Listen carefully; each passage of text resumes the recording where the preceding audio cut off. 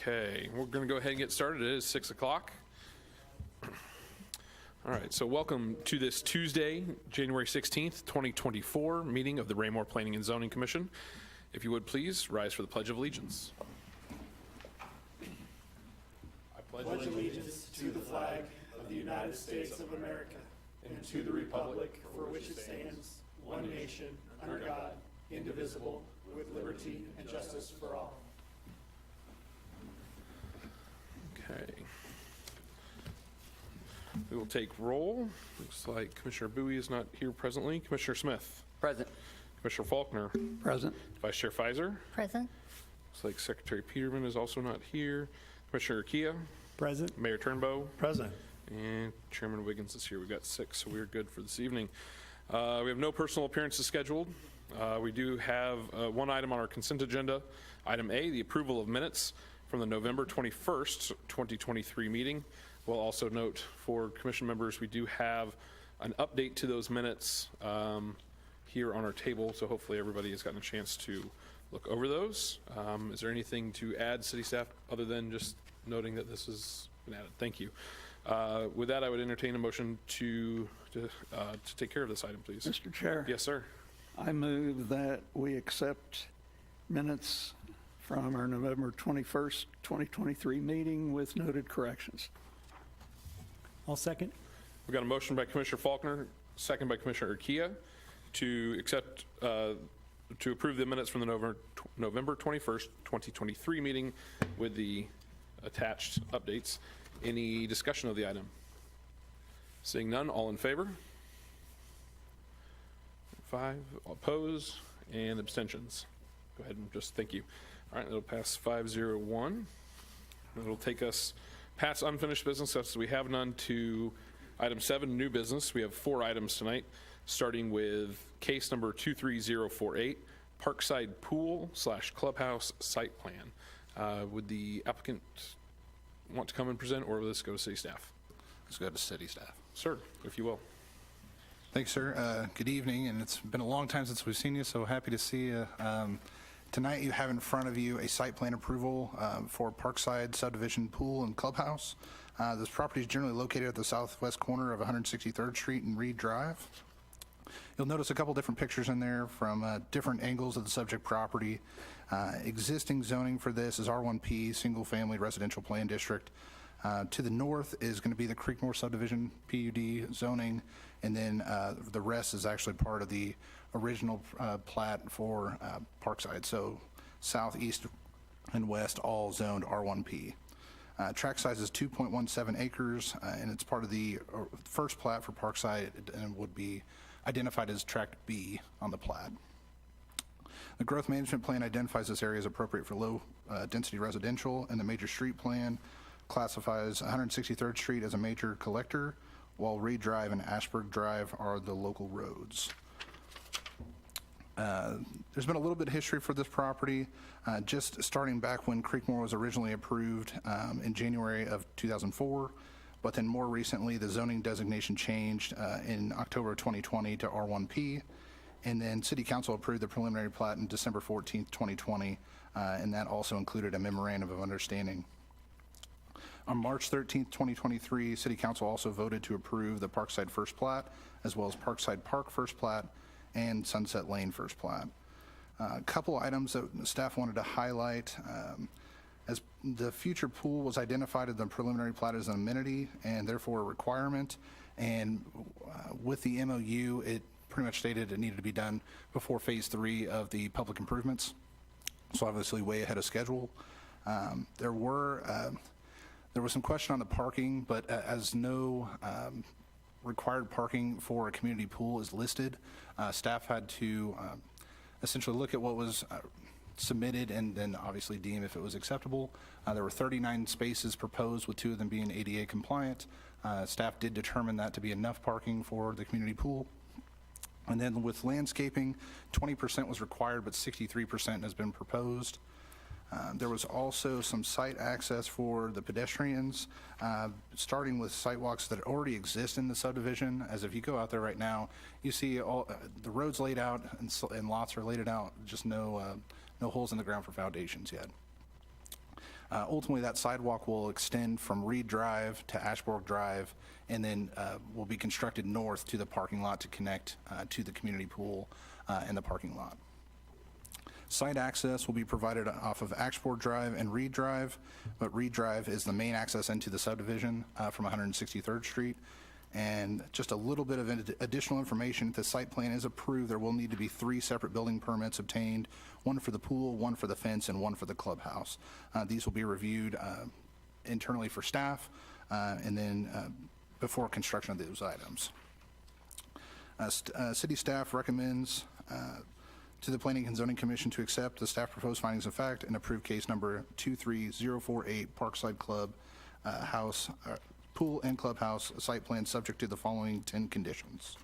This will conclude staff report. Thank you, sir. Will there be anything from the applicant or just from you guys? No, sir. Just here for questions. Mr. Warger, the engineer on the project. Perfect, very good. Any members of the commission have any questions of city staff or the engineer of the project? Sir, Mr. Akia? Will there be any, aside from what we received tonight, is there like a rendering of the buildings or anything like that? Within the plans that were submitted to you, those had some high-level elevations that were submitted. There will be like a overhead canopy type pergola, as well as some, I believe, pickleball courts and a pool, and then obviously a clubhouse with some storage. But there should have been some, I guess, at least overall looks with materials being used for the clubhouse, as well as just how the pool will look and things of that nature. Does that answer your question, or? Yeah. Yeah, if you go to, at least within the PDF, it's about page 20 or so, and there are some just generic renderings of. Yeah, I just like the little color ones. I'm being picky. Yeah. That's all. Any other commission member questions for city staff or engineer? Yeah, I have a question for staff. Yes, sir, Mr. Mayor. So Dylan, I know that the Parkside actual construction of homes and so forth has been somewhat delayed due to the threat of the landfill. I guess it's more of a comment than a question. I just want to commend Mr. Carr for following through with this particular project, because I think it will show prospective buyers in that area how committed they are to a quality area. So I'm thankful that they're progressing with this. I was really fearful that there was going to be even a delay on this part of the project. So I really do appreciate them continuing through, because I think it's a great project, and hopefully that'll inspire others when they see this to know the kind of quality project that it's going to be. So thank you. Thank you, sir. Any additional questions or commission member comments? Comment. Yes, ma'am, Vice Chair Pfizer. I was looking at the plans today, and I think the facility looks actually really amazing. I think it would definitely bring people in, buyers, I would think. I just noticed that there's a baby changing station only in the women's restroom. I think there should be one either in the men's restroom as well, or change that one to a family restroom. That's my only comment. I know that has nothing to do with the site plan. So I just thought I'd throw that out there, because I know this comes up a lot in my work, so, or it has in the past. I will second that as a father of a 3-month-old. Always nice when I walk into a men's room and there is a changing station. Any additional comments? Final comments? If not, I'd entertain a motion to dispose of this item. Chairman, Sir. I'd like to make a motion that the Planning and Zoning Commission accept the staff proposed findings of fact and approve case number 23048, Parkside Pool Clubhouse site plan, subject to the conditions outlined in our agenda. I'll second that. All right. I just lost my place on here. Hang on. Sorry. I've got a motion by Commissioner Kia, second by Mayor Turnbow. Sorry, my computer does not like me. I'd like to make sure I read it properly. Apologies. All right. For the Planning and Zoning Commission to accept the staff proposed findings of fact and approve case 23048 Parkside Pool Clubhouse site plan with the 10 attached conditions. Very good. Any discussion of the item? If not, all in favor? Seeing all hands raised, that will pass unanimously. And also for the record, Secretary Peterman and Commissioner Bowie are present, so that's why our vote count changed. So that will pass 8-0. Moving along, item B, case number 23049, Elite Fence Site Plan Amendment. I'll turn this over to city staff. Thank you, sir. We'll switch it up tonight, and I'll take a stab at this staff report and then pass it back to Dylan to finish the meeting out. The application this evening before the commission is actually a request to modify and amend the original site plan for Elite Fence and Deck there at 611 Walnut that the commission approved earlier in 2023. As you can see here on the within your packet and the drawings, the request is to expand the use of the property to the vacant property that exists kind of to the southwest of the original property that was approved by the commission earlier last year. And just a couple things to highlight about the nature of this request and some of the unique things about it. When the Planning Commission originally approved the Elite Fence and Deck project, the zoning of that property is actually M1 Light Industrial. The owner of Elite Fence and Deck approached the city here just a few months ago about this vacant tract of land adjacent to it, which is actually zoned C3 Regional Commercial, the same zoning designation as the gas station to the north. And so not necessarily the same requirements or zoning restrictions of what their initial project had. But so staff worked with them on a couple of different applications, which I'll go over here, as a means of trying to meet their short-term expansion goals, which I'll explain here in a second, as well as their future development goals for the future building you see there on the west side of the property. Included in your packet are a couple site photographs looking at the subject property from Dawn Street, Sunrise, as well as looking at the property from the adjacent gas station. The growth management plan would identify this area as appropriate for business park type development, as well as the major street plan classifies East Walnut as a major arterial, and Sunrise and Dawn Street are both classified as local roads. I wanted to highlight within the UDC, the code does give our department some level of administrative approval for site plans, particularly those that have an approved site plan on file, which this project does. But it limits our ability to approve that to whether the project's being expanded by 5,000 square feet or 10%, whichever of those is less. And I'll kind of explain here for the immediate short term, there was kind of a question of whether or not staff could approve it, because it's really just proposing to expand the outdoor storage area, but it is by a considerable amount. And then in addition to the future phase 3, which is the commercial building there in the future, staff did feel it was most appropriate just to bring this forward to the commission for their initial review. And then as you'll see later in the staff report, there's some language about that future commercial building later on down the road. As I mentioned, the site plan for Elite Fence and Deck was originally approved on November 15th of 2022. Last year in September and October, when we were approached by the owner of that property, they actually obtained 2 separate variance approvals from the Board of Zoning Adjustment. The first one being a variance of development standard that allowed for the use of a chain link security type fence in the C commercial zoning district, which is typically only allowed in the industrial district. And then October 11th, following that, they applied for a variance of use request to allow for the location of a construction, sales, and service use, which is, again, only permitted in the M1 district, which is what their previous property was zoned.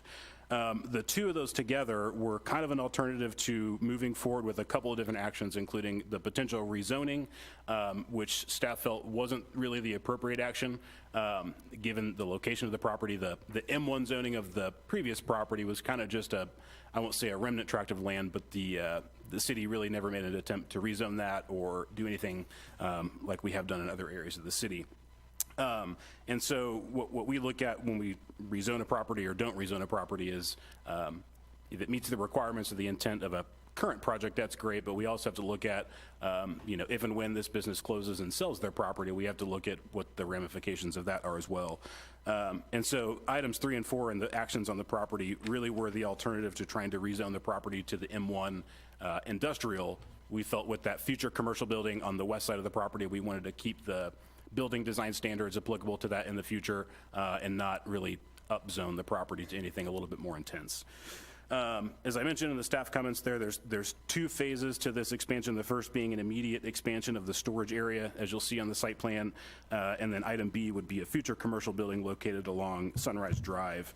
And again, that's more of a long-term goal of the applicant. Relative to landscaping, included in your plan or in your packet was a landscape plan. As part of staff support on the 2 variance requests there, what we looked at and required was basically mirroring what the landscaping requirements were for the M1 zoning district as it abutted that, primarily the gas station property and Sunrise. And so you'll see within your packet, this is what they're proposing as the new landscape plan, which really just expands what the requirements were for their first phase to these future phases as they build out. As I mentioned, building design, that was one of the things staff looked at when we reviewed the variance request. So with the immediate expansion of the storage area, there is no additional building that's being proposed, so no requirement to meet any building design standards there. But for the future commercial building that's identified on the west side of the site, that would need to meet the building design standards for the city. Everything else with respect to the site, nothing has really changed with respect to the original site plan.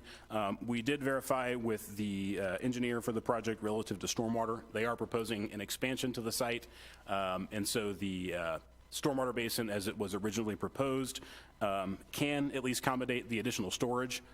As part of the condition, we will look at that again with respect to the building expansion. Obviously, a lot more impervious area that they might be proposing with that, and you'll see that as a condition in our recommendation. Outside of those items, like I said, site access and everything else remains the same as it was originally approved by the commission in terms of access from 58 and Don Street. Everything else remains unchanged. Relative to staff's recommendation, as you'll see within your packet, we are recommending that the commission approve this expansion and amendment to their site plan with the original 12 conditions that were placed on the approval originally, plus the additional condition that prior to the development of that future Phase 3 commercial building, the applicant or property owner shall come back to the Planning and Zoning Commission for a final site plan approval for that, to ensure that it meets the building design standards and some of the other items that I just mentioned. At this point, that would conclude my staff report. I know the engineers here in the audience if there are any questions as well. Thank you, sir. Dylan, you've taken over our computer, so I assume there's some additional information to share or presentation? No, that's it. I was just trying to get that off your screens for you. Is that No, okay? you're good. Thank you. The screen's better now? No? Mine's still under control. There it goes. Got it. With the exception of Secretary Peterman's, whose computer doesn't appear to be working at all. But thank you guys very much for that report. Do any commission members have any questions of staff? Yeah, quick question. Applicant? Sir. Thank you, I appreciate it. Oh, we're back up. Just briefly, since the requested site plan amendment here includes a future addition, just briefly, just maybe I missed it, maybe you said it, but what are the conditions associated with development of the future addition?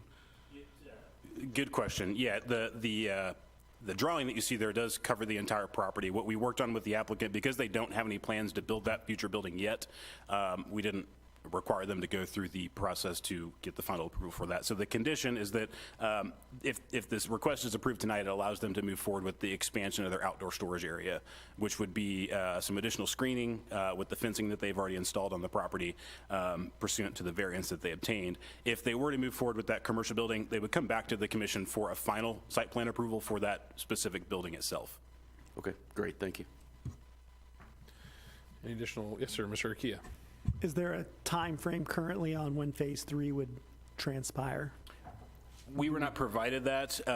We have done this similar approval with a condition for one other project, which would be the Southtown storage that's adjacent in the same area.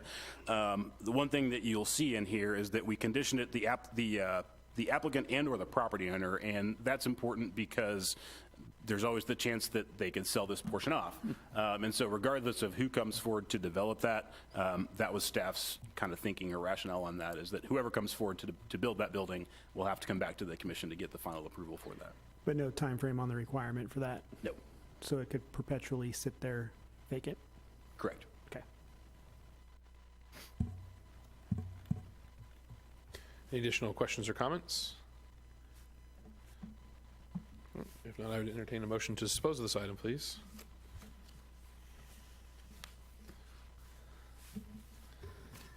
Mr. Chair. Yes. I move that Planning and Zoning Commission accept staff proposed findings of fact and approve case 23049, Elite Fence Site Plan Amendment, allowing for the expansion of the outdoor storage area and the addition of a future commercial building subject to the original 12 conditions plus a 13th condition prior to the development of the Phase 3 future commercial building. Applicant and/or property owner shall submit a final site plan for approval by the Planning and Zoning Commission in accordance with 470.160 of Unified Development Code.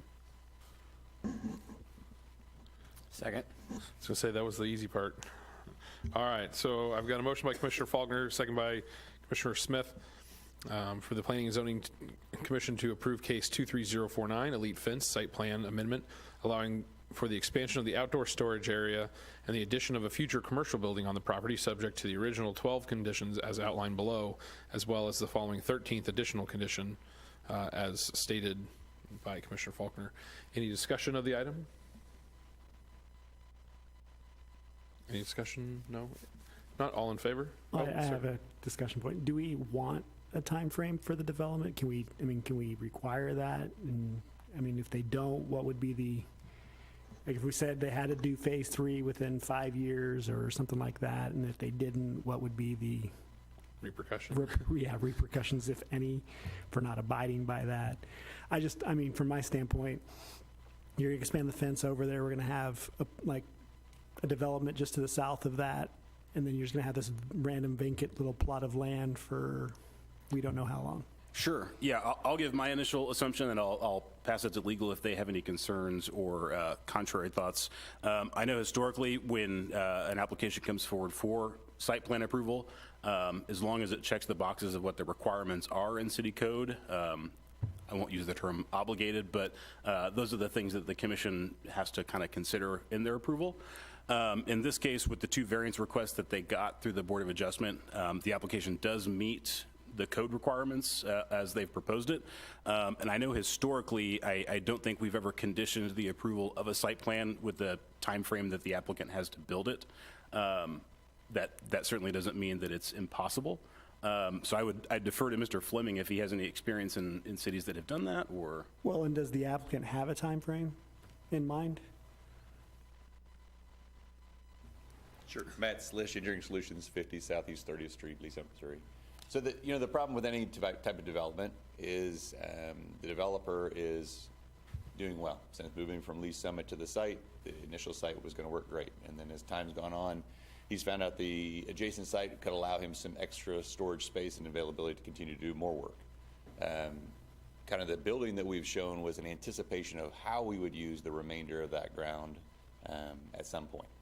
And so if the use comes along, I think certainly Kevin would be open to doing it, but I think it's going to be market driven. Currently his business, this is allowing him an expansion into kind of a different fence rental field he's going to try to get into, which is going to allow him some more opportunities. So I think the difficulty on time frame would be just that Kevin would be, I'm certain, happy to do it if he could figure out a way to, to make it a financially responsible choice. But at this point, there's just not that demand that's out there. So, from a look standpoint, I think certainly the lot that has been there for any number of years, it's been vacant, that sat there, we're going to eat up a majority of it with the new fencing, the landscaping, and then now that site will be much more maintained than it ever has before.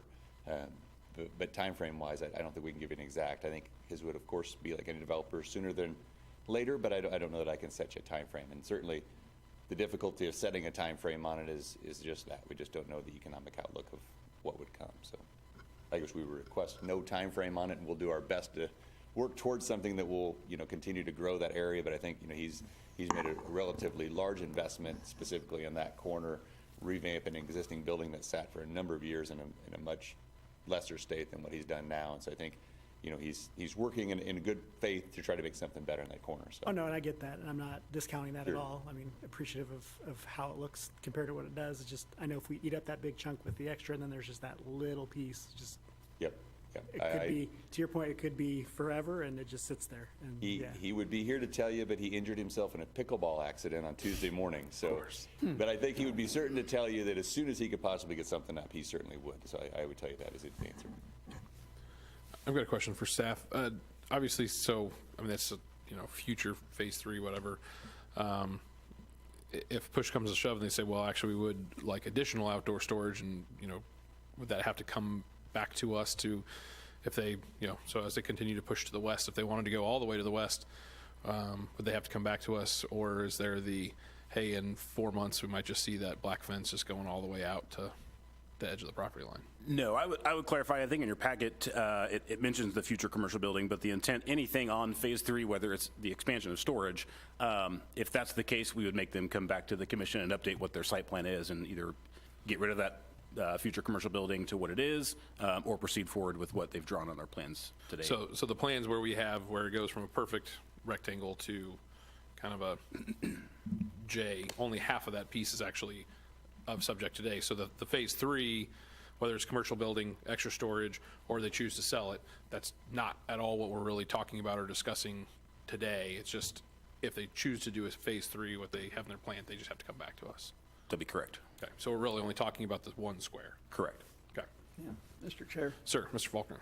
So, talking specifically to Commissioner Kia, but to the whole commission, if Commissioner Smith agrees, I would be willing to pull back the motion, amend it to put a time frame on the condition 13. However, personally, I don't really have a concern because with the original approved plan, and as Mr. Slish said, with the original approved plan, that piece was an unknown. There was no time for development. So I don't feel like we're any worse off with the amended, what's it called, amended site plan. No, and I completely understand and get that. Just the thought process with me is taking a big chunk of the piece makes it harder then for it to be amenable to be developed in the future, if not by the applicant. And that was just my concern, that then that little piece would remain forever undeveloped, potentially. It's kind of, but I don't think it's necessary. I mean, I'm not of the opinion that we have to put a time frame on it, as just a concern of mine that I was just voicing.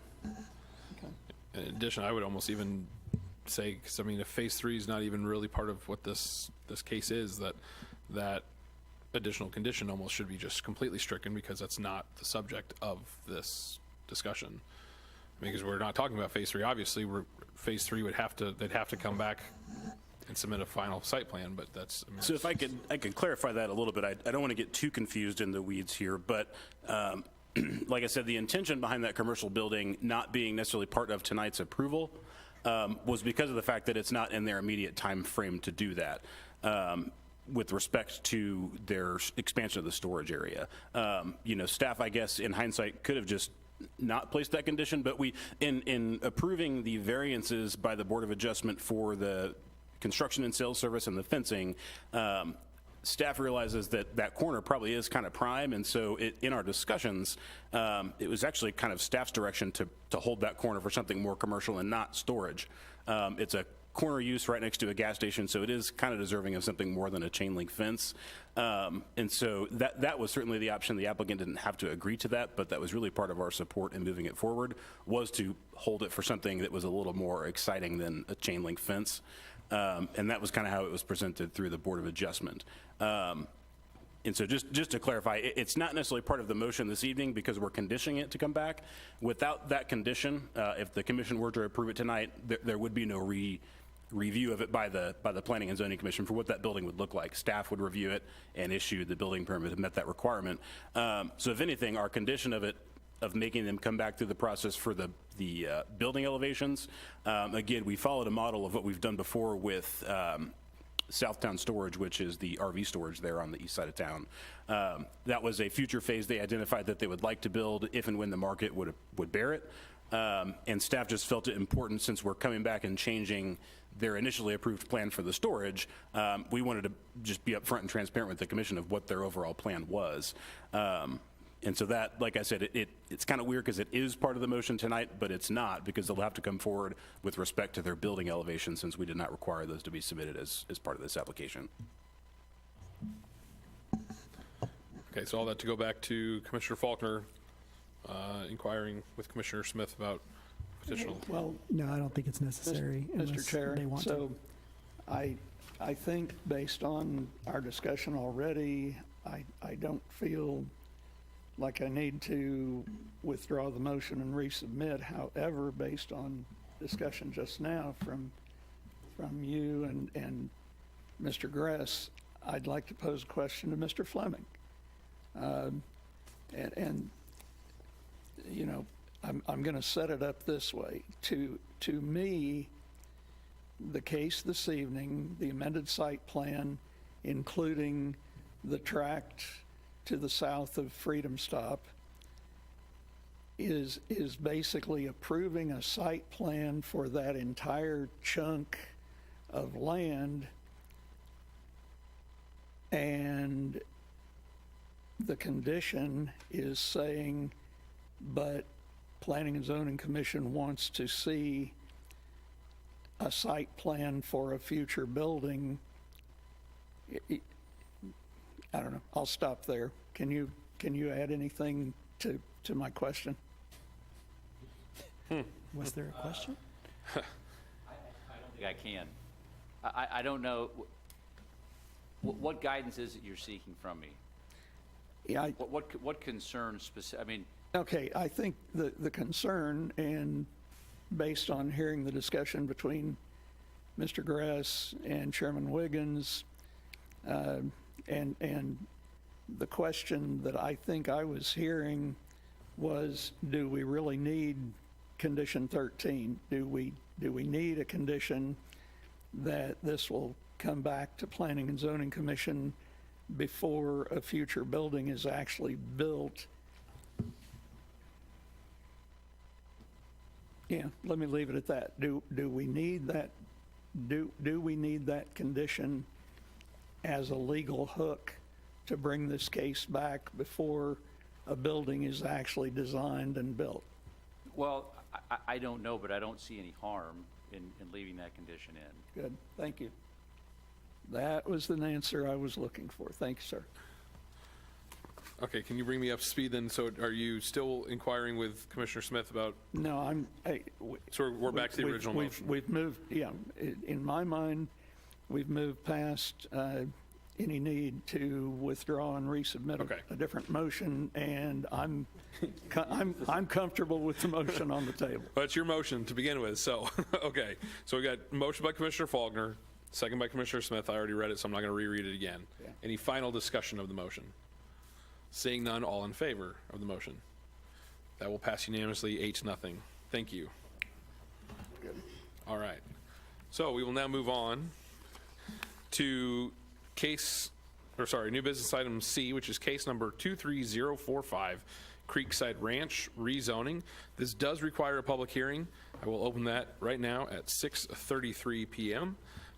As is customary, we would ask the applicant to please come forward and present your case. Mr. Chair, I will be taking over the computers once more. Thank you, sir. Again, Matt Slish, Engineering Solutions, 50 Southeast 30th Street, Lee Summit, Missouri. With me is Jake Lovelace, who's part of Griffin Riley Development, the proposed developer of the site. So we're here tonight with the hope of bringing some new ground, some new residents into Raymore on an area of town that we have found is kind of a unique portion of the county. So the northeast corner of Kurzweil and Gore is an area that we had to fight to try to figure out who has the water rights and who can give us water.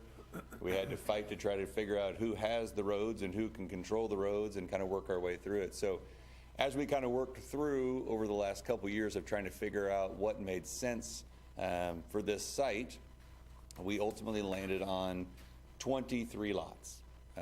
Basically 3-acre lots with one 10-acre lot that will remain kind of in the northeast corner that the developer is planning to build his own personal home on. The idea being 3 seemed to be the right size as we went through a number of large estate lot developments kind of throughout the county and throughout the city or the metro area, looking at 3s, 5s, 10s, 20s, trying to figure out what made sense. So then we started looking at access points and kind of how it made sense. And, you know, does it want to be a long, just individual drive in, or do we want to have multiple ways in? And so we've kind of developed on this horseshoe type shape with the idea being that it allows a good opportunity for traffic flow throughout the subdivision for people to go either which way. I mean, we only have 23 residents, so we don't have a ton of traffic in there anyway. But the idea, though, is with not having just one central drag strip through the middle of this thing, you're going to have a number of opportunities to have people to have some of that country, outside, estate-type living. And so that's kind of been the idea. And so we had a neighborhood meeting last week. Generally, I think it was a favorable on the idea of, I think everybody understands and agrees that the 110 acres is a good development use. Go one more slide, will you? Because as you kind of look through the area, everything in blue is currently areas that are kind of residential estate type living out in that area. And so it seems to make sense as you kind of see the growth of the city coming from the south, some of the county living from the east, to be a continuation of kind of the estate type living on that side of it. Go ahead and run through the elevations. So we provided the next few slides just some elevation ideas. The idea being that most of these homes will probably range in the just under $1 million to maybe somewhere in the $2.5 million range. I think the minimums on the square footages that the developer stuck on, there's a couple thousand square foot, but likely expected to be reasonably higher. Each of the lots is anticipated to have the allowance to have the barn or the man cave or whatever they may build out there, have an opportunity to build a mother-in-law's home or some other type of a secondary house on the site. So something that gives an opportunity to have, a very nice living opportunity within the city limits, providing us city services and the city water, which we think is going to create a nice opportunity for the residents in that area. So I think with that, we're here with any questions you may need, as you have us. Thank you, sir. City staff for city staff report.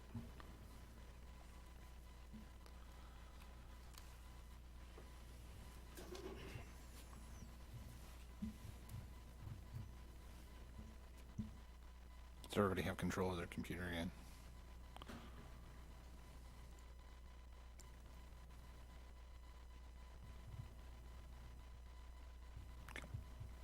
Not quite yet. It's taking some time. There we go. At least for me. Okay. Apologize for the delay. Anyways, I've got, this will be one of two requests tonight, one for a rezoning, one for a preliminary plat. So you'll see a lot of the information will cross over as this is a public hearing. So there's a lot of things that I'll say multiple times, but just wanted you all to be aware and bear with me. The request tonight for the first round is a rezoning of Creekside Ranch from agricultural to rural estate. This is 89.67 acres. Generally located at the northeast corner of Kerswell and Gore. Current zoning of the property is agricultural district, which is currently in the unincorporated Cass County. Surrounding zonings to the north, south, and east are all unincorporated Cass County, and to the west is going to be rural estate, rural residential, and agricultural. The growth management plan identifies this area as low-density residential, and the major street plan classifies Kerswell Road as a minor arterial and Gore Road as a major collector. As this is a public hearing, staff did publish this in the North Cass Herald on December the 20th, 2023, and a good neighbor meeting was held on January the 11th.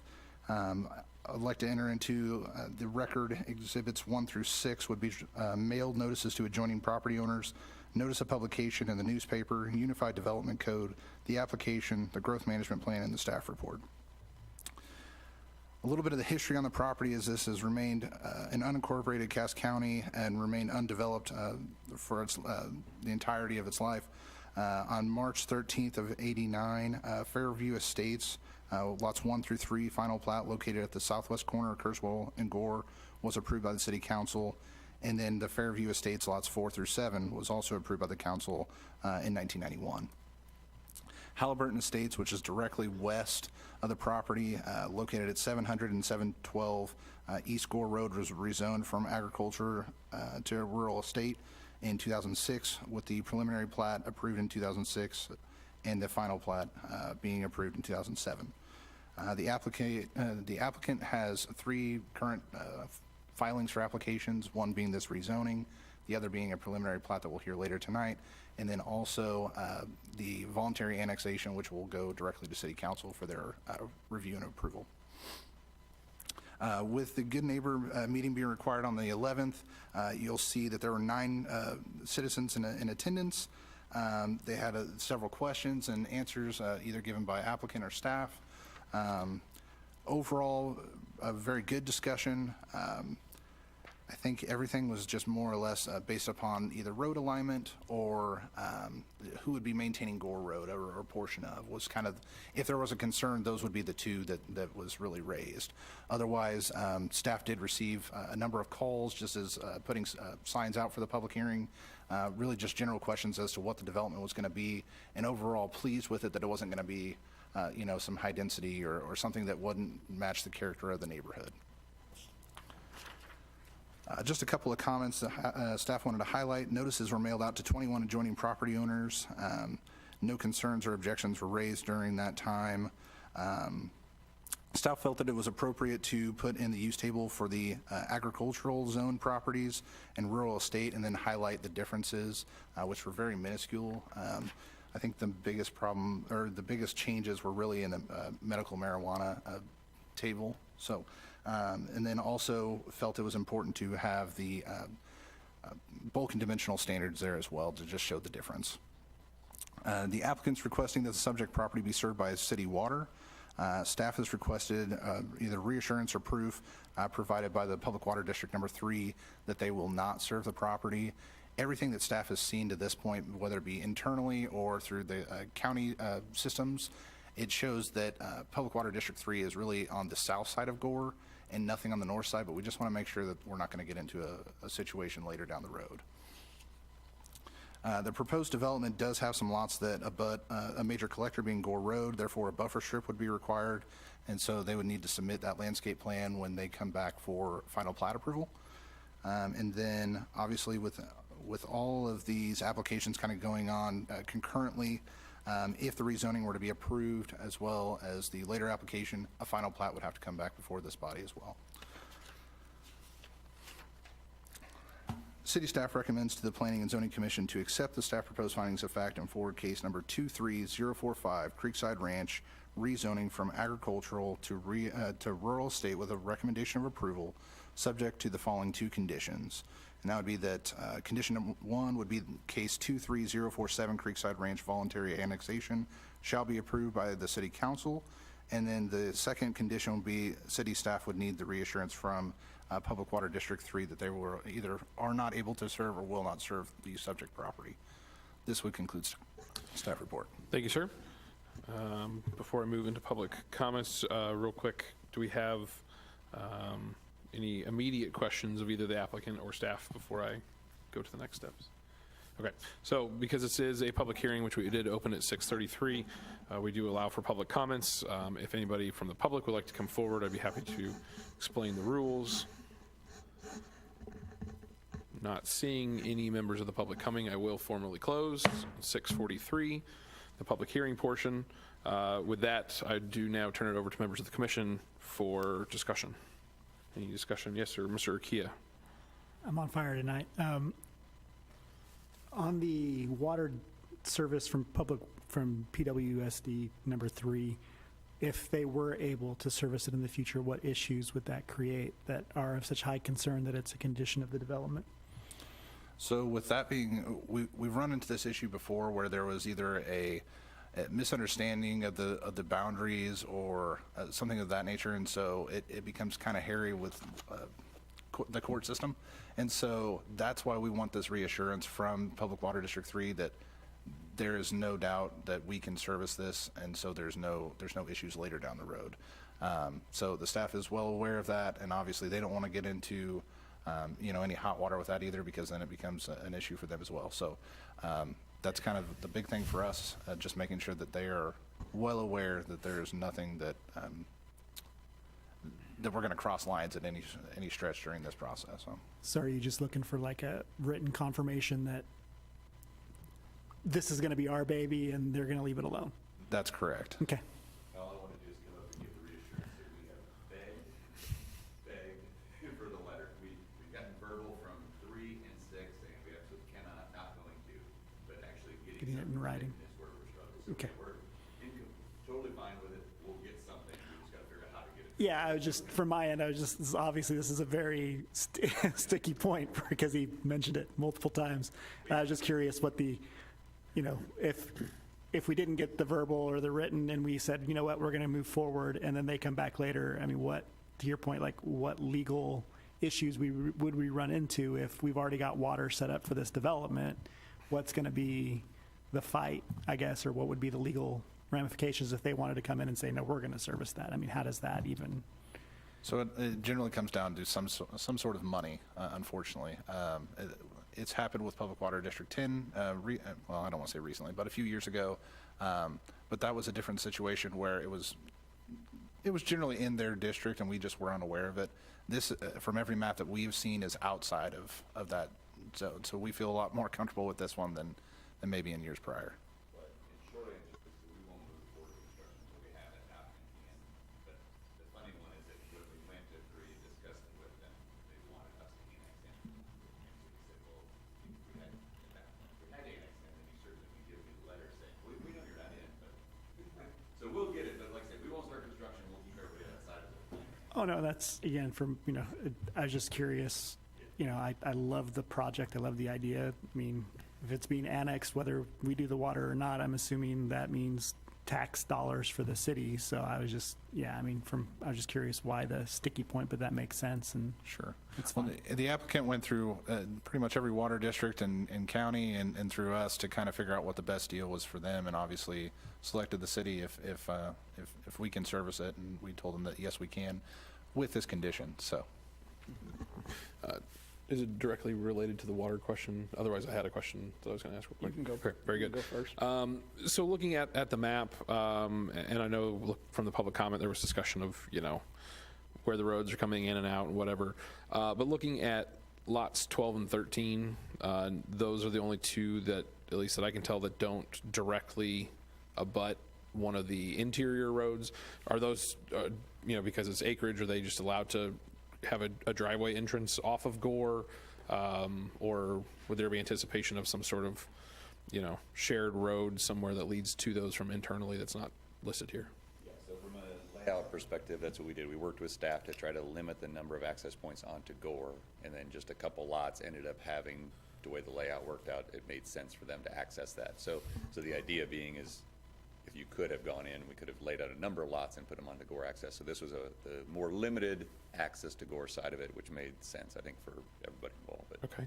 To follow that up, so does that then mean lots 1, 2, 20, and 21, or 11 even for that matter, those would not be permitted to have Main Street access? Their driveways will come off of the interior development roads? 12 and 13 are the only two that'll access Gore. Everything else will go internal. Okay, so even though 20 is on Gore, they'd have to come in off of whatever that unnamed street, or maybe it does have a street name, but Yes. Okay. And Mr. Chair, that was also stipulated within the MOU as well. So it definitely differentiated which lots can and cannot. So there's I figured, no confusion just wanted later. to ask. And I don't read the MOUs to the extent that Commissioner Faulkner does. So I figured if there's an issue there, I would leave that one up to him. We generally don't bring up the MOUs, but I was like, this one don't. actually. He does. We, collective, no. Speaking of Commissioner Faulkner, you did have a question, sir, please. Well, I was trying to behave and not go into the MOU, so I will stay out of that. Just in case I did not make the motion on this case, city staff at the end of condition 2, where it says, and will not be able to served by Public Water Service District. I'd like to see the word be, is not able to be served. And that was all. That has been answered. Any additional questions, comments, discussion items? If not, I would entertain a motion to dispose of this item. Chairman, Sir. I'd like to make a motion that the zoning commission accept the staff proposed findings of fact in forward case number 23045, Creekside Ranch rezoning from A, agricultural, to RE, rural estate, with the recommendation of approval subject to the 2 conditions mentioned and the addition of the B that Commissioner Faulkner requested. Second. Motion by Commissioner Kia, second by Commissioner Faulkner. for the Planning and Zoning Commission to accept the staff proposed finding of fact and forward case 23045, Creekside Ranch rezoning from A, agricultural, to RE, rural estate, with a recommendation of approval, subject to the two conditions, including adding the word B to condition number 2. Any discussion of the item? Seeing none, all in favor? Seeing all hands, that will pass unanimously, 8-0. Thank you. We will move on to our last case for the evening, which, similar subject matter. I can't turn my page, apparently. Which is item D, case number 23046, Creekside Ranch preliminary plat. Excuse me. This also requires a public hearing, which I will now open at 6:50 p.m. And with that, I would ask the applicant to present your case if there's anything to add to this. Otherwise, Matt Slish, Injuring Solutions, nothing to add. I will turn it over to Mr. Eppert, city staff report. Perfect, thank you, sir. Thank you. Tonight you have in front of you the Creekside Ranch preliminary plat. This is requested as it's 89.67 acres, generally located at the northwest corner of Kurzweil Road and Gore Road. Again, existing zoning, agricultural district, currently in unincorporated Cass County, with the surrounding zonings being the north, south, east, and west in unincorporated Cass County, and then to the west is rural estate, rural residential, and agricultural. Total number of lots is 23, with 23 total, but 22 of them are going to be 3 acres plus or minus, with one of them being 10 acres plus or minus. The growth management plan identifies this area as appropriate for low-density residential. The major street plan classifies Kurzweil Road as a minor arterial and Gore Road as a major collector. As this is a public hearing, staff did advertise this in the North Cass Herald on December 20th, 2023, and we also had a good neighbor meeting on January the 11th. Wanted to enter into the record a list of exhibits 1 through 6, mailed notices to adjoining property owners, notice of publication in the newspaper, Unified Development Code, application, a growth management plan, and the staff report. There's not a whole lot of history that's changed in this. Just wanted to essentially re-emphasize just the fact that there were 3 total applications. Obviously, now that this body has approved the rezoning, this is the next step of the preliminary plat, and then obviously all of this is contingent upon the voluntary annexation being approved by City Council.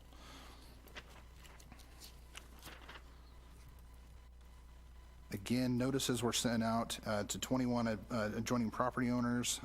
No real concerns or objections were raised. One thing to make mention is if you look at the preliminary plat, you'll notice that this was overall around 110 acres. The applicant has left off 20 of those acres on the eastern border, I guess, of Cass County. So that will be left in Cass County.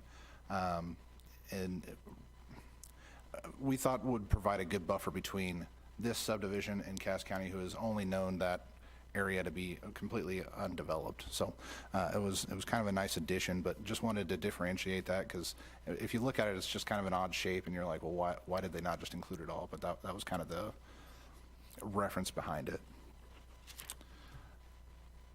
The preliminary plat was also submitted to the fire district, which no comments were provided as far as any concerns.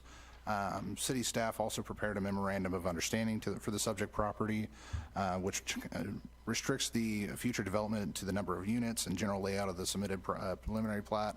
And then this will be finalized prior to the first reading of the City Council. City staff recommends to the Planning and Zoning Commission to accept the staff proposed findings of fact and forward case number 23046, Creekside Ranch preliminary plat, to the City Council with a recommendation of approval subject to the following 2 conditions. The first being case number 23047, Creekside Ranch, voluntary annexation shall be approved by the City Council. And number 2, city staff will need to have reassurance from Public Water District 3 that the City of Raymore can service that site.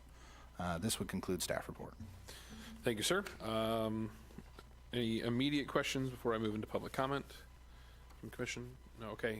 Same as always. If there's any members of the public that would like to provide comment on this, we always welcome that. Don't see anybody coming forward. So 6:54, we are closed, and we'll open that to commission member comments. I did see Mr. Faulkner's hand, sir.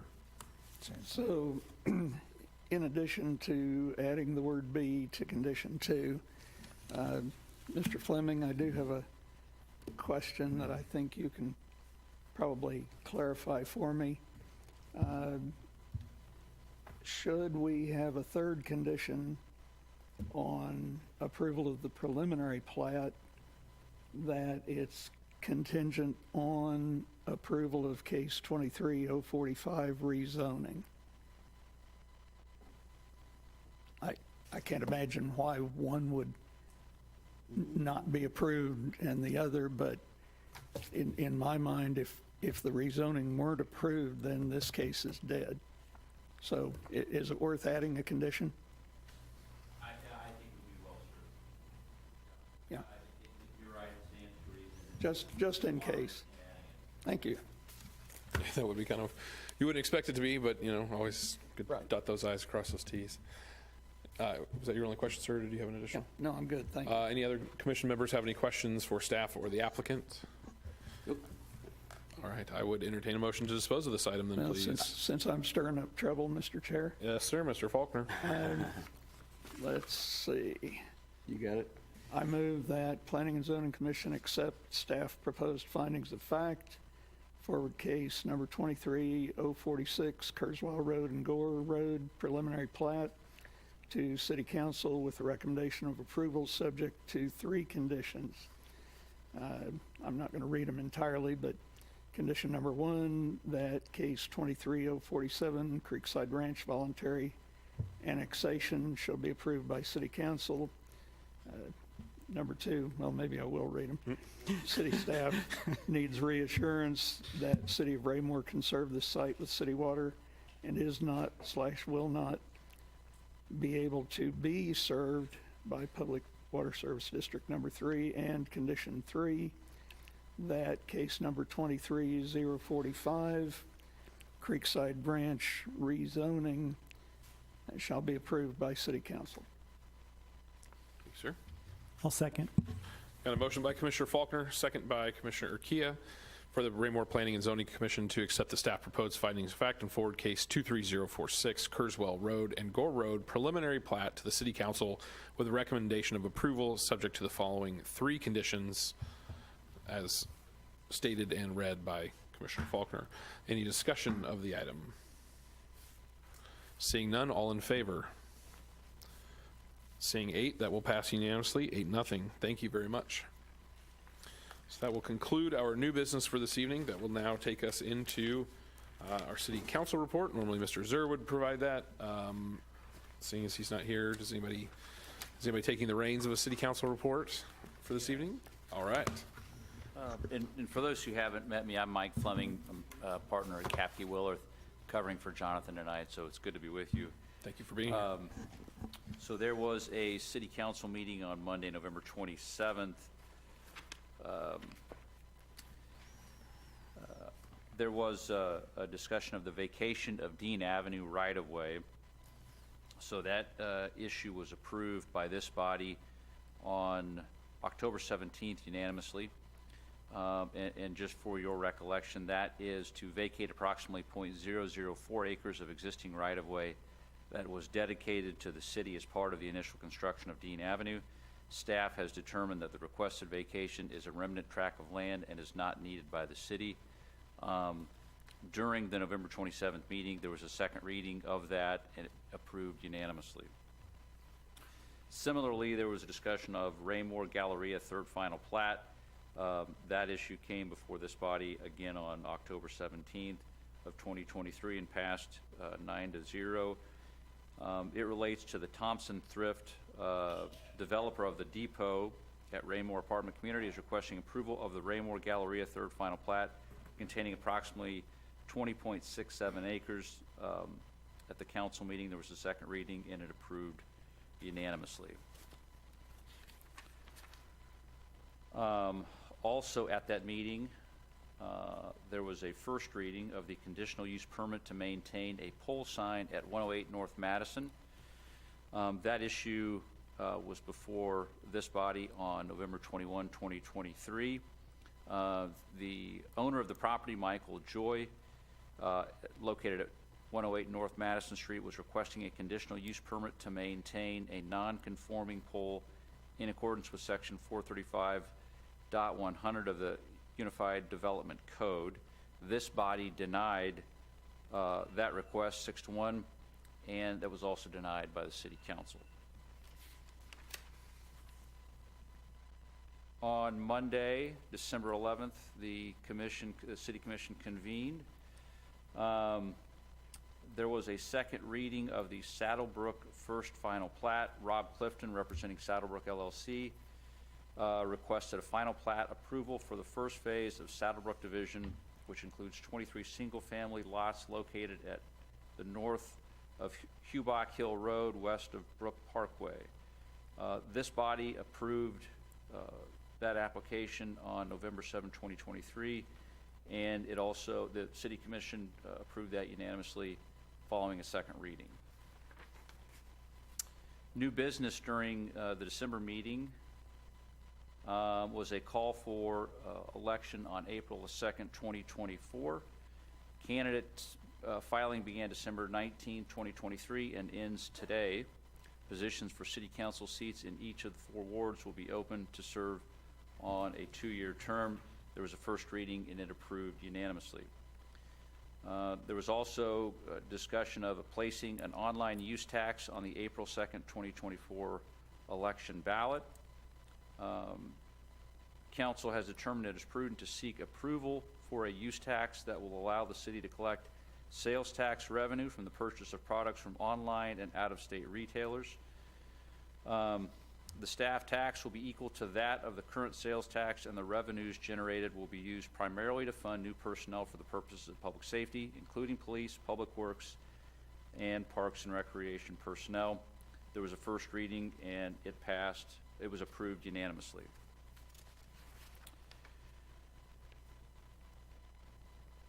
Also, there was a discussion of a resolution in opposition to a landfill in southwest Kansas City. The city has confirmed that the developer continues their efforts to locate a landfill in the southeastern portion of Kansas City, Missouri, near Raymore's northern border, shared with Kansas City. This resolution expresses the City Council's continued opposition to a landfill at that location in support of Senate bills and House bills that do the same. That was approved unanimously and emphatically.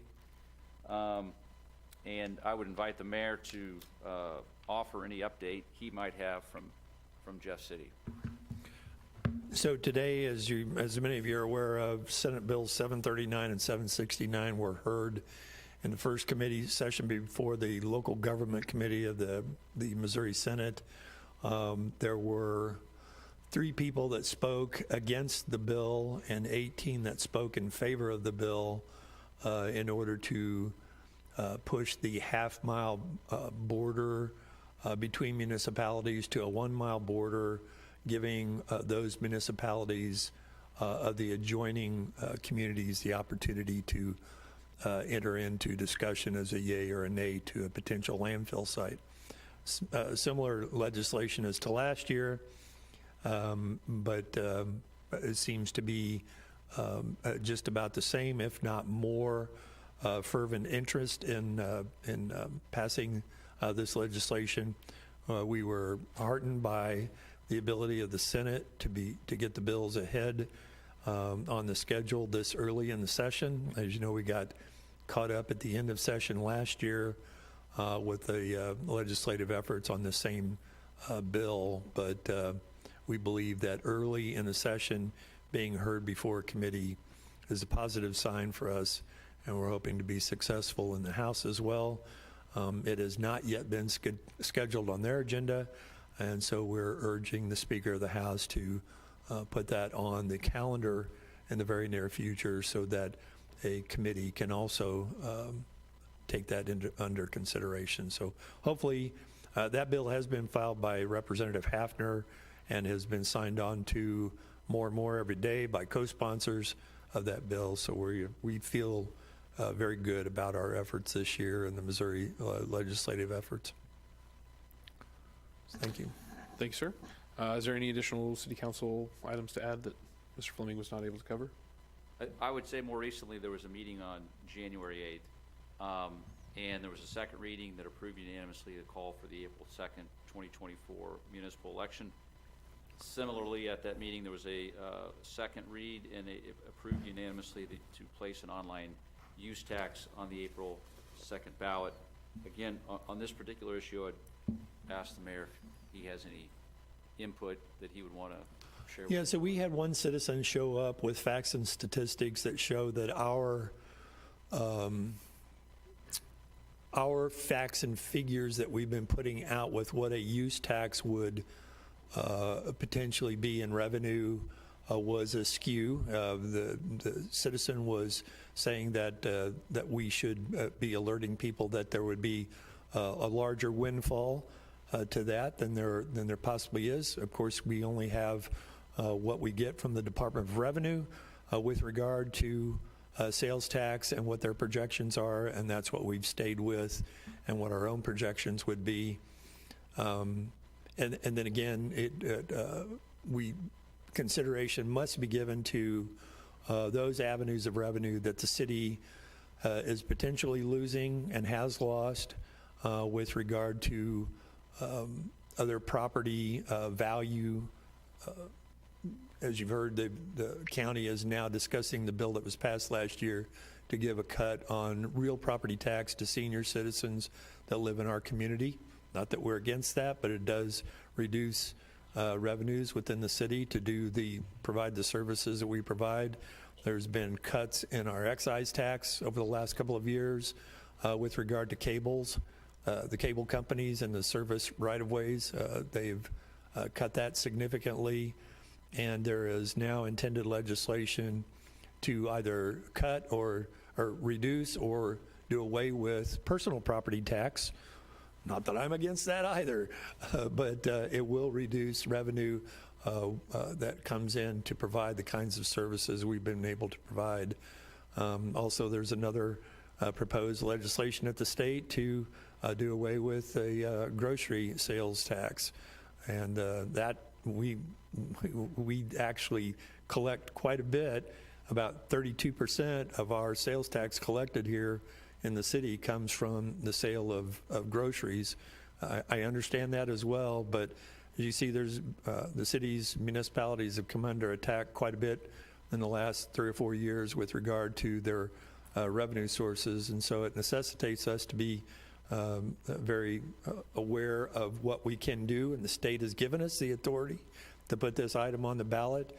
Many cities have done it already. 206 cities in the state have already passed the use tax and have been able to fill some of the holes in their revenue sources, and that's why we're proposing it again this year to do just that. So thank you, sir.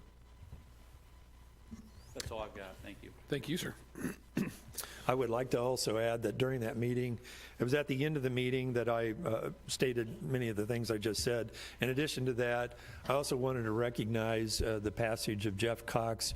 Jeff was a city councilman here on the city council. Did some great work as we were growing this community and continue to grow. He went on to be presiding commissioner and spent a lot of time and effort to get School Road redone, and it is a much safer passage than it was previously to that work being done. And then he went on to be a judge here in Cass County and has done some great work at the judicial level, and he will be missed. He passed due to a health event that he had while driving down the road, and his vehicle went off the roadway. That did not cause his passing, but unfortunately, we've lost a great resident and a great judge and a good friend of the city. And I just wanted to pass that along, that we did have a moment of silence for Jeff Cox. Unfortunately, I wasn't able to make his visitation this evening as we were down in Jefferson City, and it was from 4 to 6 this evening. Thank you, sir. Staff report. Thank you, sir. I just have one item tonight. We've not received any applications to this point, so we will go ahead and cancel the February 6th meeting.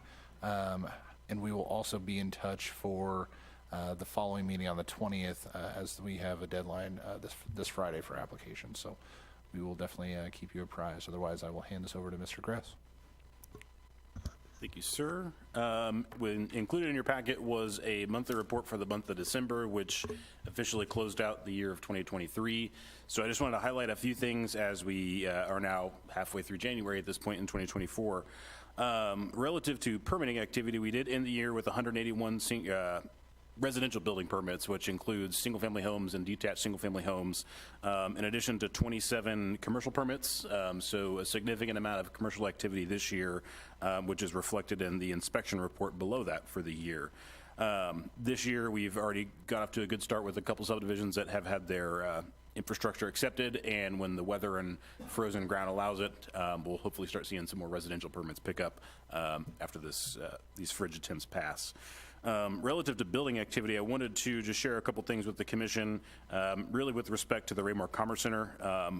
That project has been under construction in some respect for really the last 2 to 3 years, from the initial building construction to all the tenant finish work that's gone into all 3 of those buildings at this point. So in December, our department did issue certificates of occupancy and substantial completion for the Southern Glazers project, which is Building 1, the building right up against North Cass Parkway. Again, a substantial amount of racking and sorting and material handling equipment that went into that project. But we also issued the certificate of occupancy for Newly, which is the southernmost building in that park. Myself and some staff from our department had an opportunity to tour that facility here a few weeks ago, and it's quite impressive with just what they've done inside that building, again, with the equipment and everything else that has gone into it. So I do know they have increased their numbers in terms of the amount of jobs and actually probably the amount of space that they're looking to take up in that building. But for their first phase here, our Economic Development Director Jordan Lee is trying to work on scheduling a ribbon cutting and grand opening for that facility, which I believe she's targeting mid-February at this point to get some of our different community partners here. So as soon as we have that date, the commission will be invited, obviously, with their work in getting that process through the approvals. But I'm really excited to show for an opportunity for some of you guys to see inside of that building, because it's quite impressive what's going on in all of those facilities. So just wanted to share that, and that news will be shared with you all as soon as we have that date scheduled moving forward. And that really concludes my staff report this evening. If there are no questions, I'll pass it over to Mr. Salisbury. Mr. Salisbury, sir. Kind of in relation to what David was saying, the signal at North Cass and Dean has been completed, so it is in action. It's under OGL right now, and they're monitoring it and making sure all the timing's working out. But other than that, just fighting snow and cold, and we're going to keep after it. I think they're planning to be there through this weekend, but hopefully next week. So that's all I had. Thank you very much. Let's see, this will come to additional public comment. If anybody in the public is waiting in the wings, please come forward if you have anything you'd like to share. Mr. Gress, your finger is up. I actually forgot one piece of information I did want to share. As Mr. Eppert mentioned, there's the likelihood that our meetings in February might be canceled for the entirety of the month. I wanted to alert the commission. Each year we attend the National Planning Conference. It's hard to believe that we're already close enough to trying to plan for that trip this year. But I wanted to alert the council ahead of time to give you all time to think about if you're interested in going. Each year that I've been here, we've had a commissioner that has gone, which is great. Not every community provides that opportunity, so I appreciate at least one of you always taking that opportunity up. This year it's scheduled to be in Minneapolis, Minnesota, so I hope it's warmer there in April than it is here right now, but time will tell. But it's scheduled for April 13th through 16th. And so just if you're interested, keep that on your radar. Get in touch with either Mr. Eppert or I so that we can make the accommodations. But we're happy to take care of all that for one commissioner if you're interested in going. So I just want to put that on your radar since there's a chance we won't meet at all next month. Thank you, sir. All right, so back to public comment. Didn't see anybody coming forward, so I will go ahead and move along to commission member comments. I will start to my immediate left with Vice Chair Fizer. All right. First, I'd like to thank staff for keeping us informed and getting us all our information. It's really nice to see everybody tonight. We haven't seen each other in a while, so that's cool. And you mentioned the planning convention, and I've gone several times, and I think if you get a chance to go, you should definitely do it. It's always inspiring, and it's fun, and you get to learn a lot about a new city, and I just highly recommend it. So if you can, try to make the time and go. Thanks. Thank you. going along with that, the 13th through the 16th, 13th is a Saturday, 16th is a Tuesday. Is the conference start on the weekend and go through those 4 full days, or just if anybody's thinking about volunteering for that, what the? It'll generally be a registration on Saturday, and they may have something on Saturday, but then really it begins on Sunday, and then generally by Tuesday it'll end around lunchtime, so everybody can get kind of back to wherever they came from. So Very good. I will go to my right with Commissioner Faulkner. Thank you to staff, and good to see everybody again in 2024. Commissioner Smith. Echo the appreciation to the staff, especially the work that the public works crews have been putting in this last week. So we've all enjoyed it, and that's how we got here tonight. So, Secretary Peterman. Sorry for my tardiness tonight, but we made it. Thanks to staff for all of what they do. I agree, Public Works had their work cut out for them this past period of time. They did a great job, so thank you. Commissioner Kia. I'll echo the sentiments. Always appreciate the staff, everything you guys do, and your patience with me this evening. Happy New Year to everyone, and apparently Happy Valentine's Day, since we won't see you before then, if you can believe that. Yeah, thank you. Commissioner Bowie, sir. Well, first of all, nothing sounds appealing about Minnesota right now. Don't even say the word Minnesota. No, I'm It's just warmer and there's less snow. I mean, yeah. But thank you to the staff. Appreciate you guys. All right. yeah. Mayor Turnbow, sir. I think I'm done for this evening, but I would say about Minneapolis, I think they'll probably, if you go up there, they'll put you to work in their planning efforts to rebuild their city. So you might have an opportunity to actually interact with the planning. That's all I have. Tongue in cheek, sorry. Thank you, as always, to staff. Mayor Turnbow, thank you very much for your updates. I was able to listen today, and we had some great voices, everything from a 9-year-old little girl all the way up to business owners in our community. And I believe Mr. Lovelace, who was here this evening, although he didn't speak with us and was sitting there, he also he did speak before the committee today. So great job by everyone. I did find it humorous of the 3 people that spoke, one of which had a former business dealing with this city that did not go very well, but yet that was a waste collection expert who spoke on behalf of the opposition of the bill, but yet couldn't even get it done here in our own community. I'll leave the rest of that to your own imagination or for after hours. Thank you again, city staff. Great to see everybody. It has been 2 months. Hopefully it won't be 2 more months. But thank you for getting through everything tonight. Always love the discussions. And with that, I would entertain a motion to adjourn this evening. So moved. Second. Motion by Commissioner Kia, second by Commissioner Faulkner to adjourn. Any discussion? Seeing none, all in favor? Passed unanimously, 8-0. We are adjourned. Thank you very much.